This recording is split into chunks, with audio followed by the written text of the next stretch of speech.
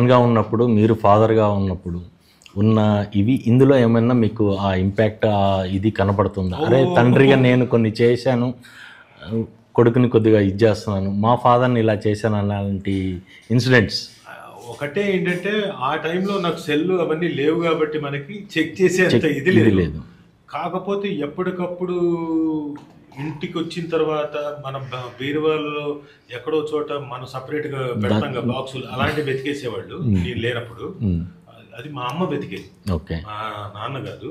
మా నాన్న okay no problem రే, కానీ ఏదో పనులు మాత్రం చేయకూడదు అంటుండేవాడు. సో ఈవిడ మాత్రం చాలా వెతుకుతూ ఉండేది, ఏం చేస్తాడు వీడు, ఎప్పుడు కొంప అరుస్తాడు లేకపోతే ఎప్పుడు కొంప మీకు తీసుకొస్తాడు అని. సో ఆవిడకి ఆ కంగారు ఎక్కువ ఉండేది. నేను మా అబ్బాయిని ఫోన్ ఇలాగే చెక్ చేద్దాం అనుకుంటుంటాను కానీ అది కుదరదు, పాస్వర్డ్ ఉంది. సో అది అవ్వట్లేదు. కాకపోతే బట్ రూమ్ వాళ్ళు లేనప్పుడు వెళ్ళి రూమ్ చెక్ చేస్తుంటారు. ఓకే ఏంటి అసలు రూమ్ ఏంటి, ఎలా ఉన్నాడు ఏంటి అని. అంతే. మీరు చెక్ చేస్తారా సార్? కామన్ అండి ఈ రోజుల్లో, ఫాదర్ అన్న ప్రతి వాళ్ళు కంపల్సరీ రూమ్ చెక్ చేయటము, ఫోన్ చెక్ చేయటము కామన్. వాడు స్కూల్కి వెళ్ళాడా, ఎక్కడికి వెళ్ళాడు, ఎన్నింటికి వచ్చాడు ఏంటి, ఇదంతా చాలా న్యాచురల్.